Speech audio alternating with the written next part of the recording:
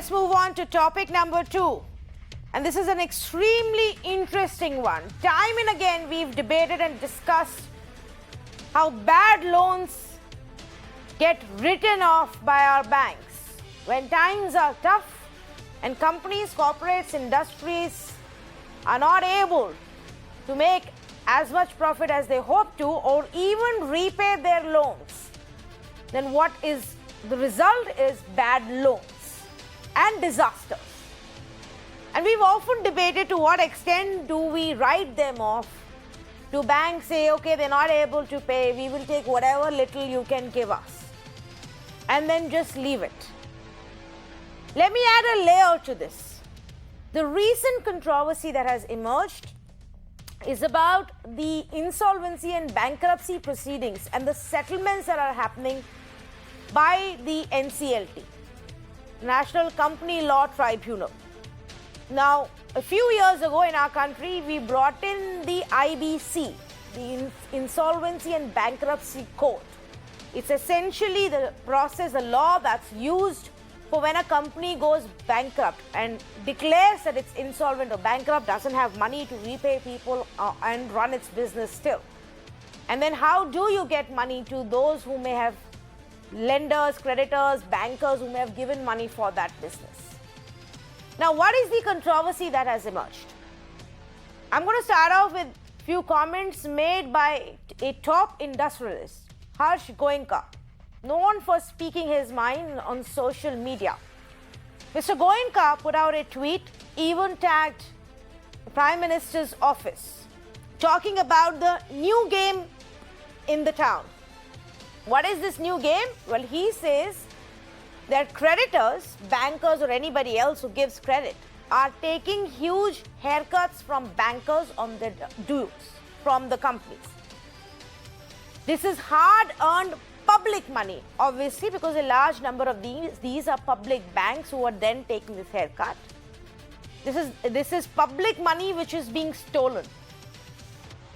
And where is the problem? He says that the promoters are actually stashing away the money on the side. The big earners of all these giant corporates are putting aside their money, then saying that they don't have money and getting a 80%, 90% haircut on what they have to pay the bankers back. He has actually appealed to the government to cleanse this entire system, to cleanse NCLT just like several other institutions have been done. Now, why has he made this comment? I am going to give you a couple of recent examples which grab the headlines and have actually become concerns. But let me just give you an overall picture of the IBC and what has happened since it came into picture.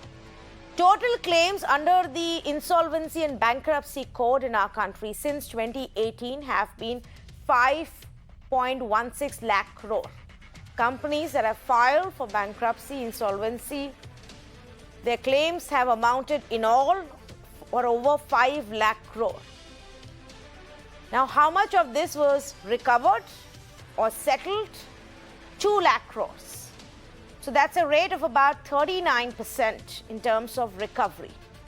But if you see in the recent cases, which is why it's become a bigger concern, in the recent cases, 80%, 90% is just been lost.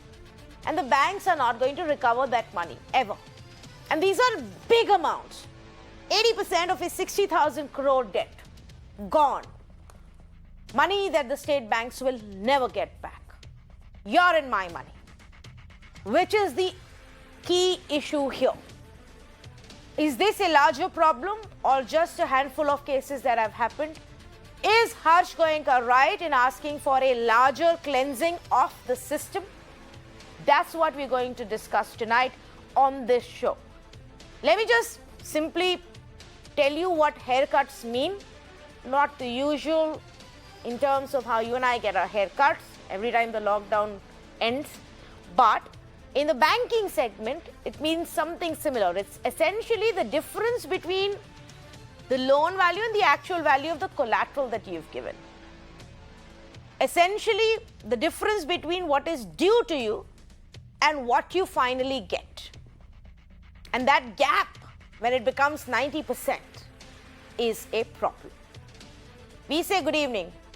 Dr. Sameer Kagalkar of the BJP joining us right now. Professor Gaurav Vallabh of the Congress Party.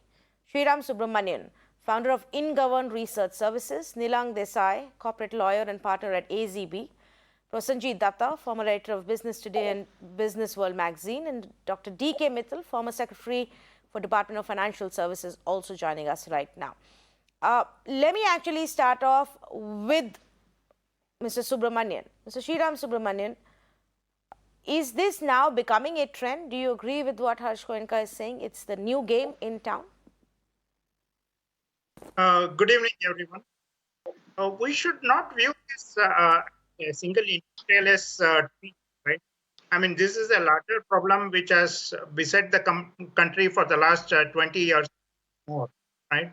I mean, and the problem is not at the NCLT IBC state. The problem, if anything, is at the time of sanctioning these loans.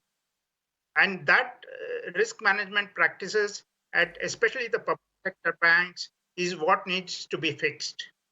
The governance of public sector banks is where the root of the problem lies.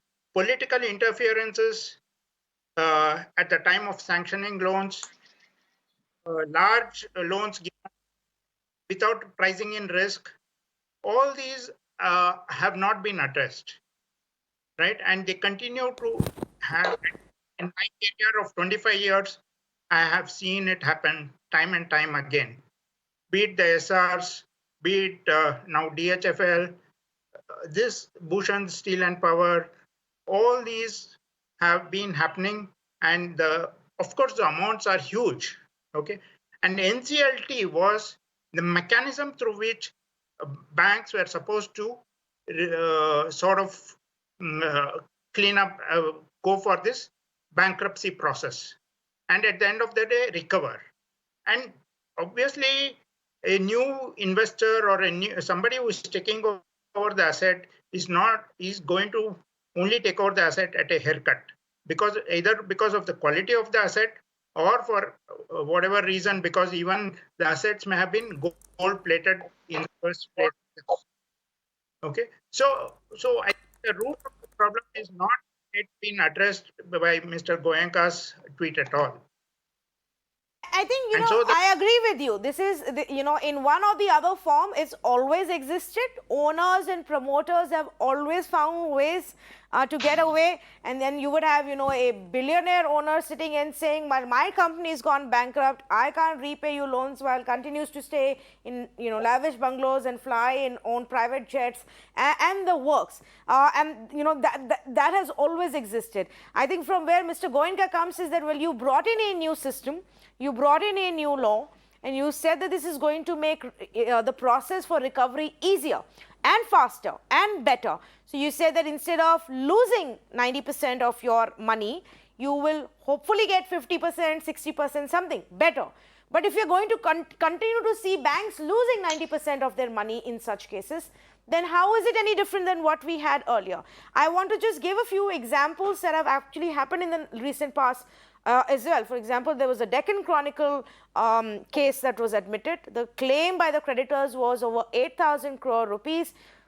What they finally ended up getting was 357 crore rupees. That was a 95% haircut that happened there as well. Videocon group of companies, and there were about 12 different companies that would, together went in. The claims of creditors amounted to almost 60,000 crore rupees, 59,100 crore rupees.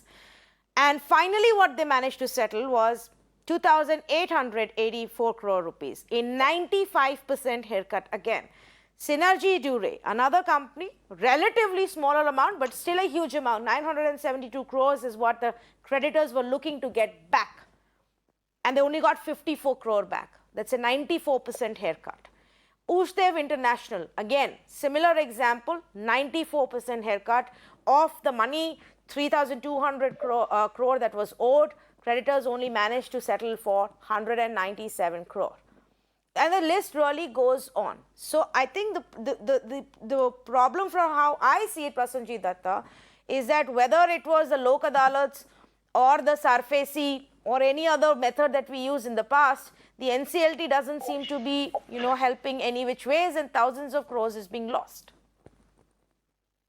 Yeah, so I have a few points. Yeah, first is that Mr. Goenka was not exactly accurate in the sense that, except for one case, which is the Sivasankaran case in recent times, the owner has actually not managed to get back his company.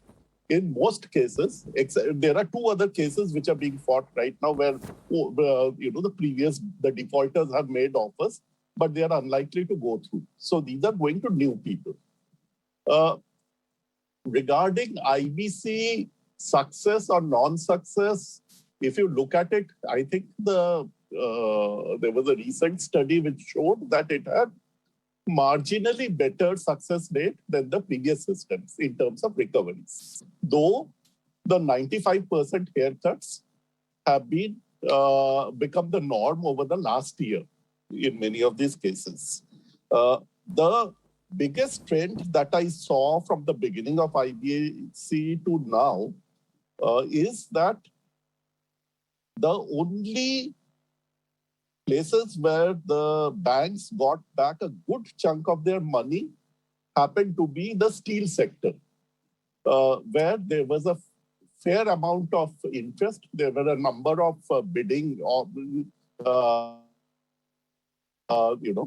bidders. And finally, in most cases, banks got between 40 to 60% of their, and especially if the assets were good. But you take away the steel, whether it is SR Steel or Bhushan Steel or any of the others, and suddenly you will find that the recoveries have dropped very dramatically. Whether it is the Videocon case, whether it is the Synergy case, or whether it is the Deccan Chronicle case. Now here you have to distinguish between two separate sets of companies. Companies which are primarily into products and therefore have factories and other things, which perhaps have some physical value, and others which are primarily in the service business and have very little physical assets. Like Deccan Chronicle, I would imagine that apart from the brand name and the influence that it had, it practically had no value per se. I mean, why would a buyer buy it?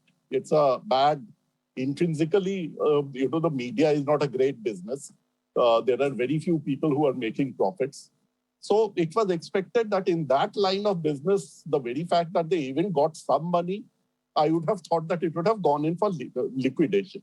But in Videocon or Ruchi Soya, the haircuts certainly raise a lot of concerns because these are not, markets. The sectors are not places where you can say that this whole value can be written off. And there were physical assets present. So the fact that there was only one bidder or two bidders and nobody was willing to pay much, it does raise a case for, deeper scrutiny. Correct. Regarding the last point that I want to make in this particular question is that regarding businessmen living a good life by siphoning off their money. Now, a recent Supreme Court case has said that banks can go very aggressively after, anybody who has given his personal guarantee. And this would include people like Anil Ambani and others. Yeah. So the banks, this was not a very clear, position earlier because there were a lot of cases going on in different high courts. But now it is very clear that the banks can try and attach personal assets and bungalows and things which are at least in the name of the, the erstwhile promoter, right, who had siphoned off the money or who has, through bad management, just let the company go. The last point in this is that also some of the value depends on how is the economy doing. In most sectors, we are seeing 60% capacity utilization. Why would anybody want to increase capacities by buying a bankrupt company, no matter how cheap it is in such a market? Okay. So this is my. Okay, no, you're fair enough. There are always Yeah. factors around a business, Yeah. various factors that can lead to a business going bad, Precisely. or a loan going bad, and what are your options in terms of then either selling this or getting your money back. But Dr. D.K. Mittal, this question always arises that when it is a common man, the creditors and the bankers will run after you and harass you for every single penny. And when it is the giants and the big corporates, then it is okay to have a case where you owe 4,863 crore rupees to a company, to a set of bankers, but you only give them 6% of that. 6%. And then you go on living your life. Dr. Kagalkar, let me take that question to you first, in fact. How is that fair? Thanks, Tanvi, for having me on the show. Broadly, let me set the context before which I can take your question in particular. The context in the last 20-25 years has changed from the government being in every sector, being at the commanding height of the economy, controlling the commanding height of the economy, to being driven by a thriving private sector. Liberalization started, it's been strengthened by waves and waves of reforms. When you want to have a thriving private sector, the key thing that is required is to ensure that the ease of doing business, which means enable the business to start up fast, enable the businesses to run fast, and at the same time, there is a good amount of business failures. And to take care of the business failures in a fair manner so that all the stakeholders are taken care of. A priori fair process is the key term, right? Now the failures can be for a wide variety of reasons. Let us categorize it as two things. One is a genuine business failure, wherein you know that in spite of your best management tools and techniques and efforts, the business couldn't sustain itself. Therefore, you go belly up. Now, the other aspect could be a case wherein you have a scamster promoter who got tons and tons of money by what the Prime Minister called the phone banking mechanism. You know, someone higher up from the ministry calls up and says so and so needs to be given hundreds and thousands of crores of rupees, and then automatically that flows in, knowing very well that it's going to be an NPA, and that's where probably gets swindled in terms of public money being washed out. Now we need to understand that you have a process that enables the exit of a business in both the cases in such a way that the thriving of the economy is taken care of. Right? How is thriving of the economy taken care of in case after case when your haircut is 80% and 90%? Your banks will start going belly up, and then you will have to start merging banks to save those banks. It's no different from a earlier funda phone banking either. Dr. Kagalkar. Allow me a minute, I'll come to it, right? So the whole intent is what? If a businessman a respectable businessman who's genuine and sincere wants to exit, there must be a respectable exit for him, right? And what is a respectable exit? Wherein a process, the committee of traders come together, see that there is no way that this person can run the show. So either you put an alternative mechanism wherein another set of promoters come in, and that is part one, he exits. The other part is the people who have lent the money, the bankers or the other creditors as such, get whatever is due based on the assessment of what the asset of the new buyer is, right? You don't expect the new buyer of the asset to pay the entire loan amount. Here, the entire misanchoring, I would want to call it, of the whole issue is by comparing, let's say the loan amount is 100 crores, while the realization would have been 10 crores, it's comparing 100 versus 10. Now with the NCLT coming into play, probably you're getting 20. So you're still comparing 100 versus 20, while ideally you should have been comparing 10 versus 20, wherein 20 is better. Now coming to the specific point that you have raised, repeatedly people are taking money and running away. How is it that the government intends to control that, stop that, right? No, I'm not talking about people. No, I'm not talking about people who've taken money and run away. This is not a point about Vijay Mallya's and Nirav Modi's of the world. Where you find 10 years later, you attach one property and say, oh wow, we're going to get some money back. I'm talking about people who are legitimately using the setup system, but still Yes. getting away with only settling 10% of the amount. I am talking about the banks. It's not. I am concerned about No, the no, state banks who are only getting 10% of thousands of crores that they've given to the biggest of the giants in our country, and nobody is asking one single question as to how this is You are acceptable. exactly missing the point here. You are missing the point here. Take the case of, let's say, for example, Bharat Forge or people like Mittal who have bought assets all over the world in these kinds of distress sales. Now, the point is very clear. A new buyer who is coming in will buy an asset based on his assessment for his business and the kind of a context that the overall economy, domestic and global, is going around. You do not expect him to pay the full amount of the loan and therefore then getting into it, right?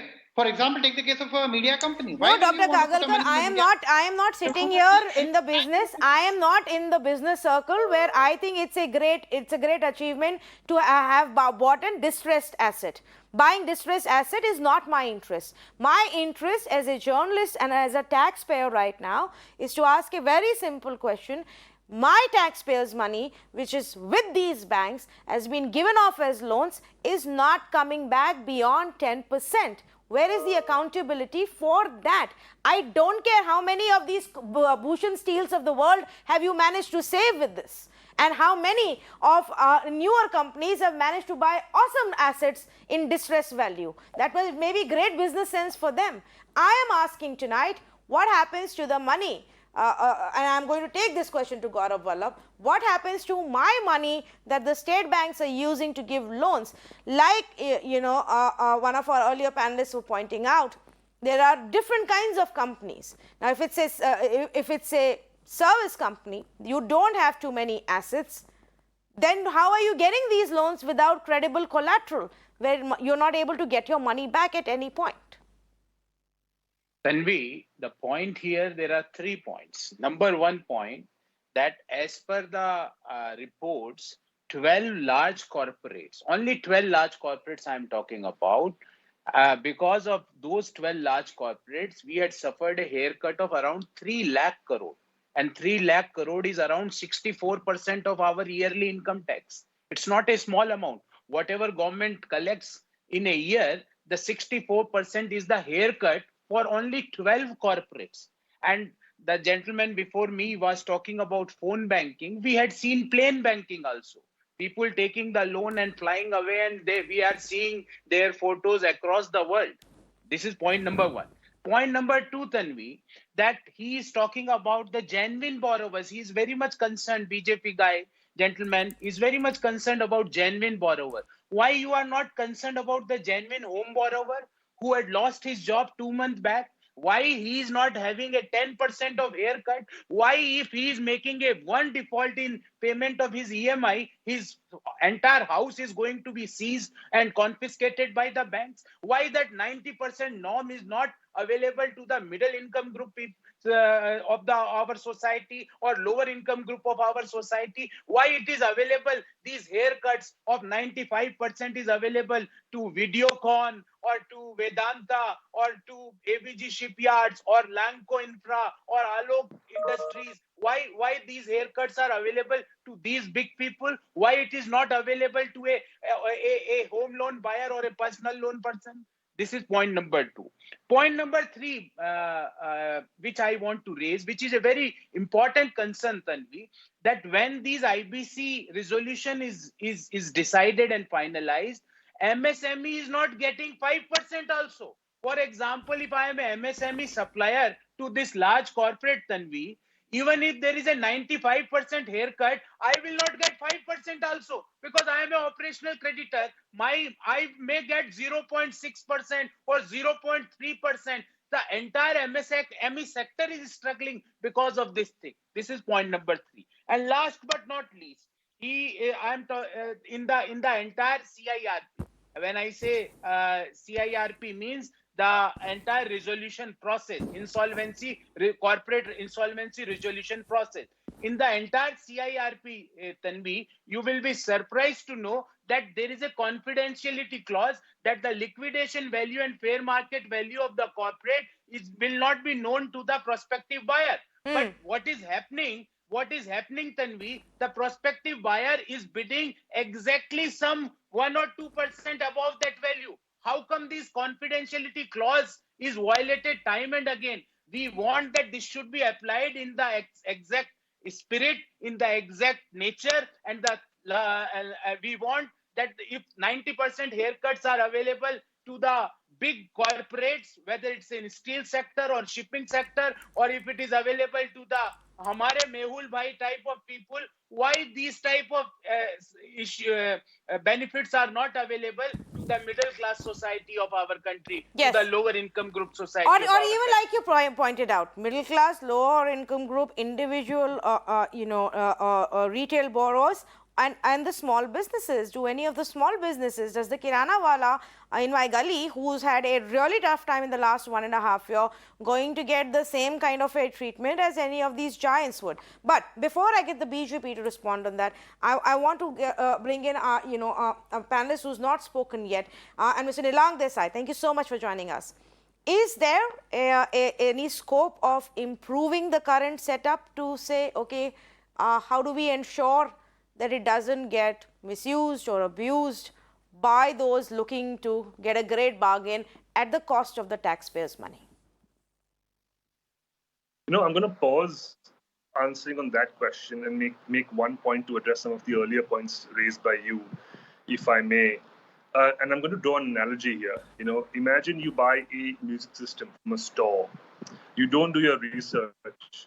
You overpay. You bring it home. You find that it's not fit for purpose. It's not working very well. You don't maintain it. You don't go back to the store and tell them you sold me a wrong instrument or you sold me a faulty instrument. You don't even go and try and sell it in the first year while it still looks new. You wait for 8 years, 9 years, and then you sell it to the Bangar wala. And you get only 5 paise instead of the 1 rupee you paid for the instrument. Do you blame the Bangar wala or do you blame yourself? Right? And the analogy I'm trying to draw over here is it's not the fault of the IBC process that you're getting a certain price. But I'll come to what improvements can be made, because certainly improvements can be made. But I don't think it's a fault of the mechanism of resolution that you're getting the price that you're getting. I think there are a number of other factors, right? I think someone mentioned the credit assessment at the relevant time. Asking for more security as the loan to value falls. Pushing the promoter to start selling some assets as defaults start. Doing a recovery mechanism early on in the process. Not evergreening an account, right? Let the company fail if it's going to fail. Don't just keep evergreening for an extended period and support the company until there's nothing to recover. Keeping a watch on the asset, making sure that the promoter is not siphoning of assets, stock, cash, etc. Is all this being done throughout the process? If that's not being done, you then can't land up and say, oh, now NCLT is only giving me 5 cents. That's not the answer, right? The other point you made that, SARFAC and DRT were giving us results, those haven't gone away. IBC doesn't replace them. So obviously banks are choosing NCLT for a reason. It's giving them the ability to wrest away control from promoters quickly. It's giving them the ability to have a public process. It's giving them the ability to go out and reach to foreign bidders to try and buy the asset. All together, it's giving creditors to sell a company with a whitewash, so a bidder can get a cleansed company without any past liabilities. So it's giving them benefits. What we have given is the banks the ability to choose, and they're choosing the IBC. So just to address some of the earlier points. Coming to whether the IBC can be improved, I think it's a continuous process of improvement. It was a law which was brought in quickly. It was well thought out, but obviously it was a revolutionary law on a very sticky subject. There were lots of issues. A lot of issues were fixed. Some issues remain. I think the government is trying, on a continuous basis. They have this thing called the Insolvency Law Committee, which has members across teams, across regulators who sit together and try and think of solutions and implement the solutions fairly quickly. So yes, can we have more judges at the NCLT? Certainly. Can the judges be more coordinated amongst themselves so they're not contradictory judgments? Sure. Can judges get more commercial? Can more senior members of the judiciary take roles in the NCLT? Sure, lots of changes. Can the process be improved so that I think some people complain that the bidding process is very uncertain. One bidder comes in, then after the process is over, the bidder comes in, etc. Can that be made more streamlined? Sure. I think the point to be made is I think we have a good system. I think there are improvements being made and a number of improvements. But I don't think you can, pointedly blame the IBC for all the ills of the poor No, government. so couple of things. Yeah, the point that I was making actually about Lok Adalats or even debt recovery tribunals or the SAFAISI Act, which in that order came along, was because we were trying to figure out ways to get more money back for better recovery for the banks. Now, the idea was and the expectation was that with IBC it will get better, which it has. There is a vast difference if you look at the data. If the banks were able to recover only 6 to 8 to 10% with the previous options, they're now able to, on an average, recover 40 to 45%. I think the debate more stems from the fact that now you still have these few examples, but large size debt examples. 20,000 crore, 40,000, 60,000 crore rupees, where the banks are left with nothing, just a handful of crore rupees coming back to them, and questions are being raised. Let me ask you a specific question, Mr. Desai. Let's take the most recent example of Siva Industries, where now specifically that, they have been asked to explain how did you arrive at this settlement, where you are okay taking only 6.5% of the overall sum and settling and closing this. Now, is there a role that can be played at the NCLT level to question, cross question, and to stop it, to say, no, this isn't an acceptable settlement at all? Otherwise, you would have, and I'm not saying that's what happened in Siva Industries case, but otherwise you leave scope for corporates who have a strong nexus with politicians and bankers to get away with whatever they want by paying a little amount of money. Well, what the IBC does is, as soon as the IBC starts, the promoter is not in control of the company. Step one. Step two, the resolution professional of the company is supposed to take the company out and give it to anyone who puts the highest bid, right? He actually puts out an information memorandum. He does sort of like a prospectus. He tries to bring in interest. And third, effectively, it's a public auction, right? No one is stopped from bidding higher. The short point is, if it is a valuable asset, why didn't anyone else bid? Now, if the answer is no one else bid because the promoter exerted pressure and other bidders were scared away, now that's something to be dealt with, by the poor resolution professional to try and avoid that. That's something to be dealt with by the banks to give confidence to a bidder that the erstwhile promoter is not going to make life difficult. For instance, I think, in some companies, what happens is a steel plant is here, the power plant is there, the port is there, right? If the steel plant is an IDC, a bidder for that steel plant is going to wonder, will I get the port and the power plant? Because without that, my steel plant is useless. So the bankers need to think about those kind of issues. But as long as they're doing that, it's a public process. Okay. If that's the value a public auction gave, that's the value it gave. Okay.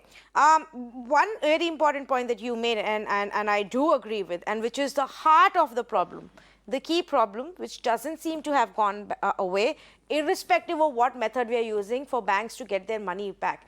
And Mr. Subramanian, that's the problem with the way loans are given out. And evergreening of loans is done, or extensions are given. I'll give you one more extension. Oh, you're going through a tougher time. I'll give you one more loan. I'll get, another bank will give a loan to repay this loan. That rot that has existed, which appeared during Vijay Mallya's case, or Mehul Choksi and Nirav Modi's case, or any other of the giant cases, and led to what Gaurav Vallabh was pointing out, 12 banks writing off 6,000 crore rupees as well. That system, is that getting fixed at all? Are we able to get to the root of this problem?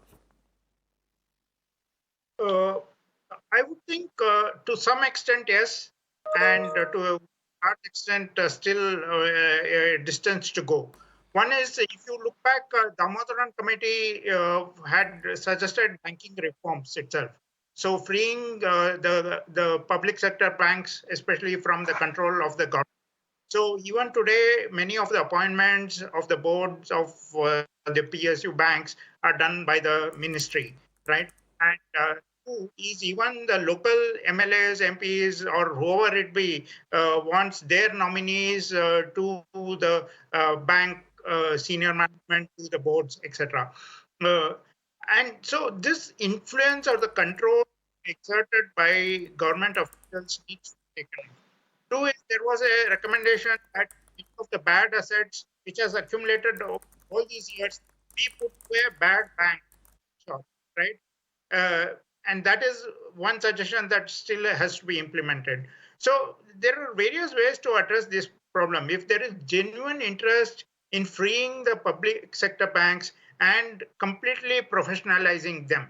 Of course, the improvement that is made now is that there is the CVC, which is sort of looking into it. So the vigilance officials, etc. So there is a fear in the bankers when they give out loans. That, of course, is sort of acts as a deterrent. But that is more at the very end of it. More importantly, you would rather even today compensation of many of the bankers in the public sector banks is very woeful compared to the similar level of in private sector banks. So all these issues need freeing the public sector banks from the control of the government is the heart of the problem.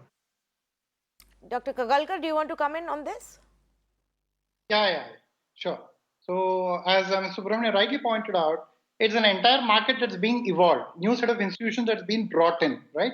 When you're replacing the older institution with a new set of institution, the first is obviously to ensure that the exit is graceful and respectful for a genuine businessman, right? While at the same time put a fear of law in a scamster kind of a promoter. You have a separate set of legal process that can be leveraged by the bank with respect to the so-called scammers. Nothing should stop, nothing will stop. Now, the point is, how is it that we are not able to get the entire 100% value versus probably 40, 50, 60, whatever the percent of haircut that's happening?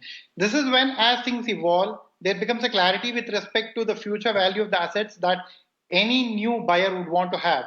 And the clarity with respect to the institutions, saying that the banks in the first instance are taking care of their due diligence and therefore giving it to predominantly better assets. That's number one. And therefore that in itself cuts the funnel of these NPAs that finally come out to the NCLT, right? And finally, it's a matter of, as some of the panelists rightly pointed out, it's a matter of the kind of a function of this economy, this value of the asset that the new buyer would want to have, and therefore the kind of money he would want to put into the new asset.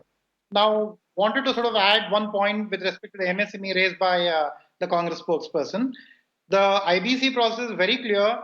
The operational creditor will get at least equal to or more than what they would have got otherwise in the IBC process. So whatever they would have gotten earlier, at least that must be the same amount or probably a bit better, delta better, more better. That is the whole idea. The intent is very much there. Ensure that the set of creditors, secured, unsecured, financial, and finally the operational and the stakeholders, finally the people who put in money in terms of equity, right? So they do as well in terms of their own priority, gain or lose or partially lose. This, as I said, is a part of process of the economic evolution, bringing in more of a thriving private sector with a lot of checks and balances. The old system, the old institutions of the freebies and the nexus needs to be removed. It's being removed. It's a matter of transformation where the green shoots in terms of the new governance is being seen. I'm sure probably a year or two down the line, we might have a new debate on this, where you would probably give out figures which show much higher bamboo growth. Okay, so you've addressed one aspect of it, and I'll ask Gaurav Vallabh to respond in just a bit, but you still haven't answered the question I was asking. If you're not able to fix the banking system where these loans and large number of loans are given out without not enough collateral as one of the causes where when things go bad, you don't know how to get your money back, then what happens? Fair, when you stand at the doorstep of the NCLT and say, well, now what do I do? I'm not getting a bio at an interested party at a proper value, the economy is bad and all of that. But the businesses will only go down when the sector goes down, when the economy is bad, or if you've made some really bad decisions in your business management, or if you've stolen the money. The point is, how do you safeguard that? How do you ensure that the state banks don't lose thousands of crores year after year, Dr. Kagalkar? That's the question I'm asking. Absolutely, yes. I mean, if you look at the last 10 years, since when the shooting up of the NPA and then being exposed, the first thing where you want to sort of clean a problem is by identifying that there is a problem, that the problem exists, right? So the acceptance of the NPA, putting it out in public in terms of saying what exactly is your exposure, and therefore try to clean that out. You clean that out either in terms of recovery chases, and of course there is one more big confusion, intentional or otherwise, in terms of write-off versus waive-off. not even a single penny is waived off. We can have a separate conversation on that. Write-off is Doesn't a pure matter. technical Write-offs term. don't get you money. The same report that RTI report that Gaurav Valla was referring to very clearly states only 7% of the write-offs was actually recovered. So that's as good as nothing only. Bringing up the performance and the productivity of the banks are equally important and a top priority of the government, right? If you look at the kind of an NPA in the last few years, right, the net NPA acquisition in the bank level, you are getting to see a much better figures in terms of in terms of their performance. While the legacy issues are there that needs to be cleared, and probably 12 or 15 or 20 important phone banking accounts that needs to be recovered, that should be recovered. I completely agree with the other panelists as such. Okay, before I go back to our experts, Gaurav Valla would like to come in. Okay, Tanvi, I had raised 3 points, and I am making another perspective to those points. For 12 large corporates, we had 3 lakh crore of haircuts, and experts are saying we are evolving. 4 years, IBC is in the system around 4 years, and we are evolving. We are losing our money. This is your money, my money, your all viewers' money. We are paying tax, and that money is going in the form of haircuts. I am asking, and I had seen another correlation which I would like to share. Bigger the corporate, more is the percentage of haircut. For smaller corporate, bigger the value of loan, more is the percentage of haircut. I am not talking about nominal value. I can give you examples like Videocon 95%. I can give you another example like ABG Shipyard, the haircut amount value percentage is 95%. Lenco 88%. Alok Industry 83%. It means more the exposure, more is the percentage of haircut. Why this correlation is existing? And last but not least, the gentleman before me, he gave me some explanation about the MSME. I will raise a very specific point, and the data of the Videocon is in front of me. The total claim of Videocon for bankers is 71,433 crore.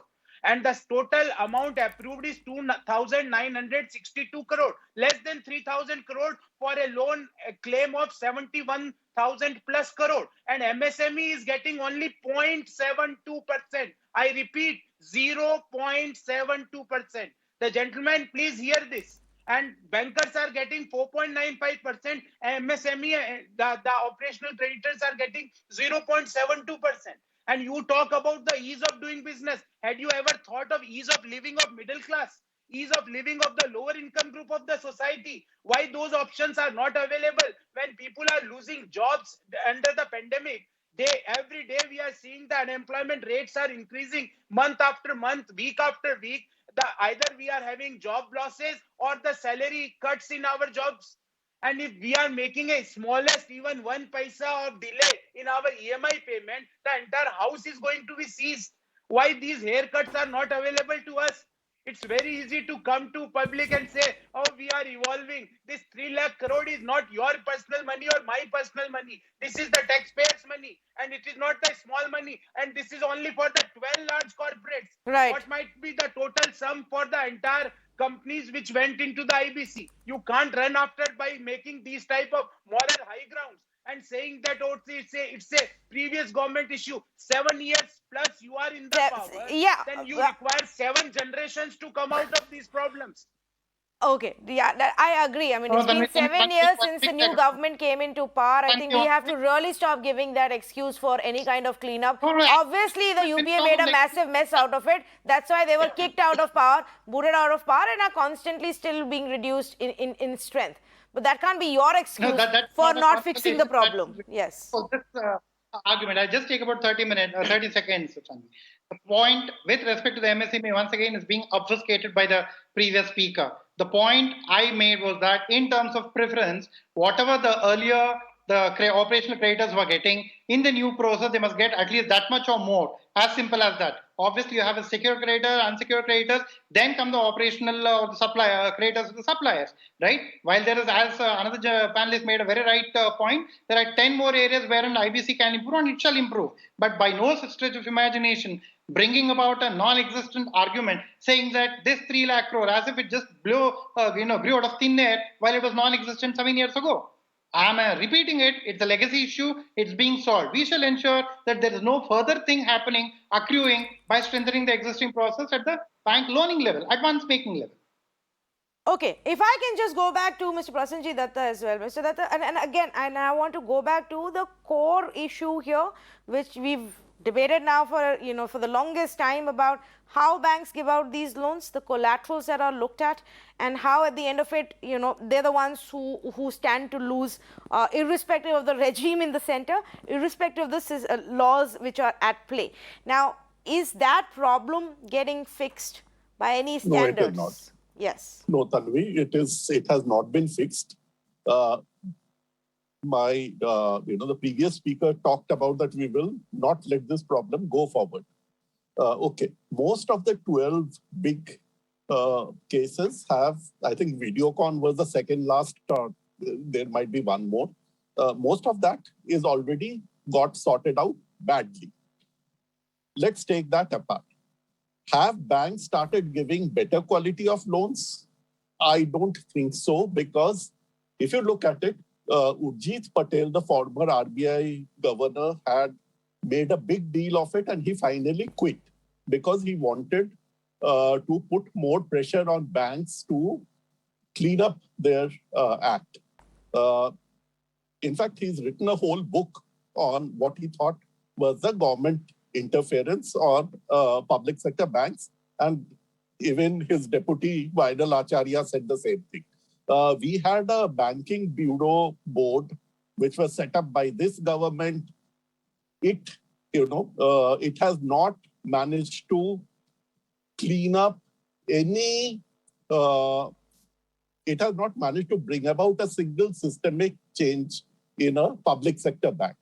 What has happened is that these loans have been written down, books have been cleaned up, banks will say that we have better balance sheets, and public money, which is your and my taxpayers' money, has gone into recapitalizing this bank, which essentially means that we have paid twice over for the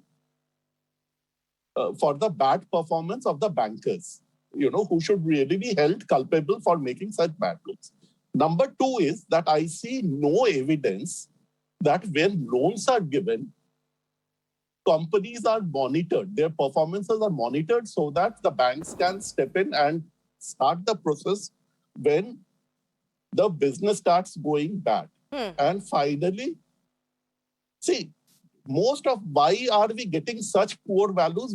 Apart from the fact that bankers agree to take the haircut, I think one of the reasons we are getting such poor values, where we are seeing 95 or 96% haircuts, is simply because the banks finally decided to go to the NCLT when there was no value left. There was nobody who would have wanted to do it.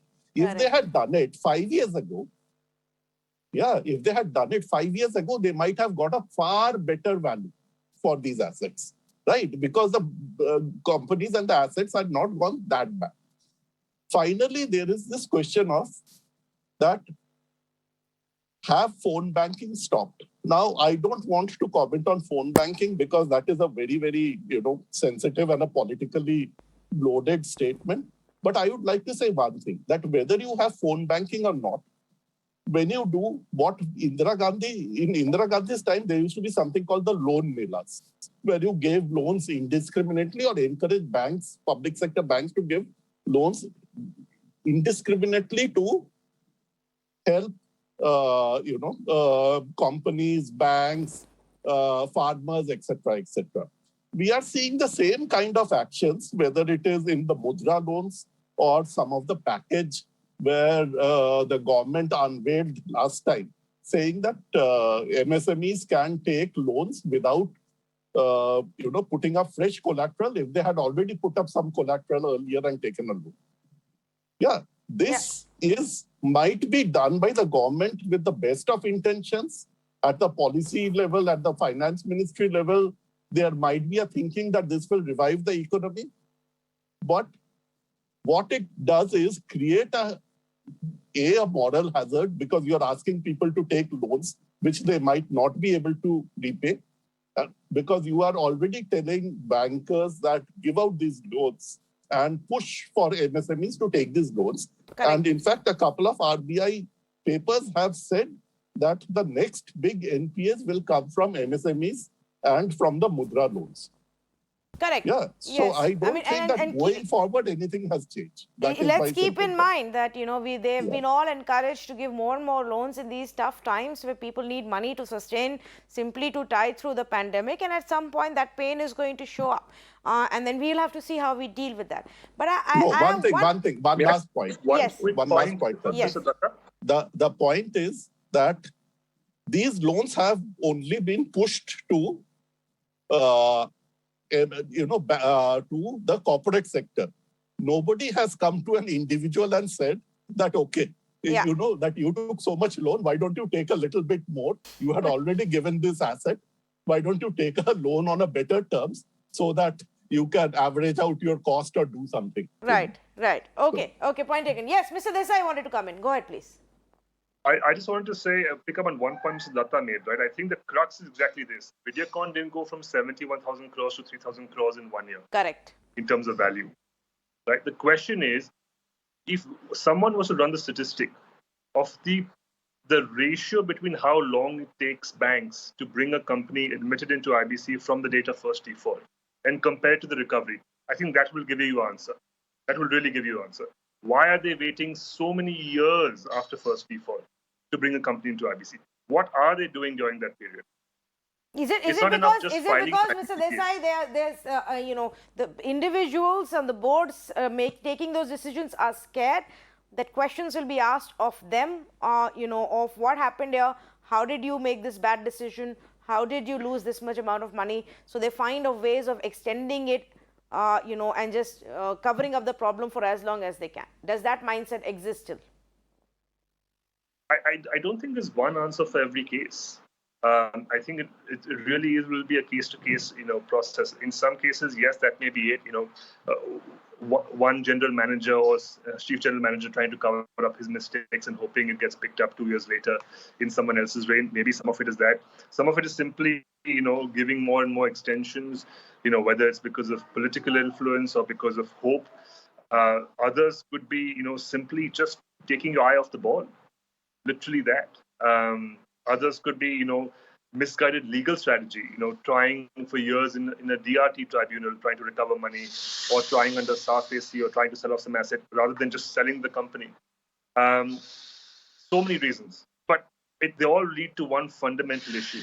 The more time you take between first default and bringing the company to IBC or any recovery, maybe you want to do SARFAC, the more time between those two points on the graph, the lower your recovery. Inevitably. Yes, and I am short on time, but very quickly, I just wanted to make one more point, Mr. Subramanian, if you could come in on this. What you take as collateral also is a big factor. Now, if you take, shares and those stock prices plummet before you try to recover your money, you've lost that money. If you take collateral in terms of actual physical assets, and you have, I'll give the example of Kingfisher and Vijay Mallya. They tried selling that Kingfisher house multiple times, put it on the block, but they didn't get any bids. So it's also about the physical assets that you take in as collateral without doing your own due diligence. And then you later realize, oh, this is of no use to me. I'm barely going to get any money out of selling these paintings. Now what do I do? That's something that we've still not fixed as a problem. Yes and no. I mean, see, in banking itself, there is collateralized banking, which is secured as well as unsecured, right? I mean, in fact, increasingly, much of the loans will go towards cash flow-based lending in that sense. So, from that perspective, and as Nilanjan said, there is going to be deterioration of the collateral also over a period of time if it is not addressed quickly. So both needs to be addressed. I mean, if the collateral is dropping, sometimes, in fact, the promoters have changed the collateral itself without the bankers being in the know. There are such instances also.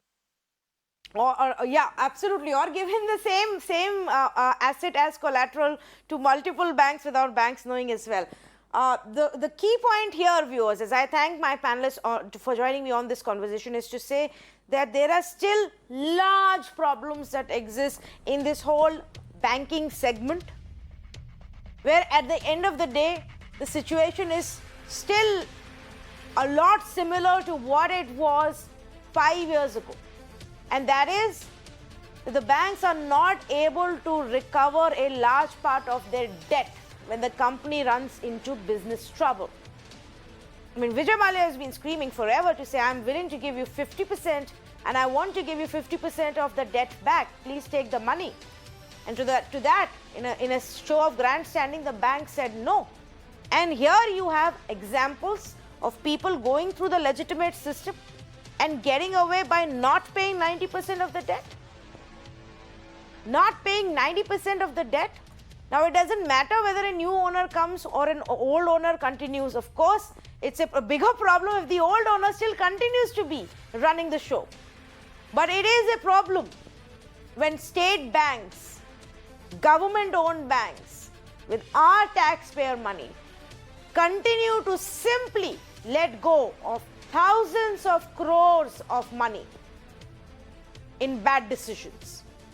Now that we have an established system, the insolvency and the bankruptcy court, the hope has been, and initial statistics did show, that the banks will be able to get more money back than they would have in any other system.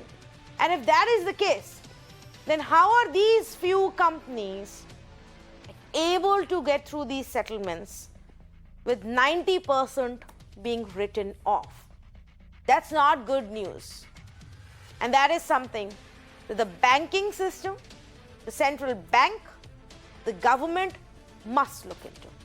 Thank you for joining us.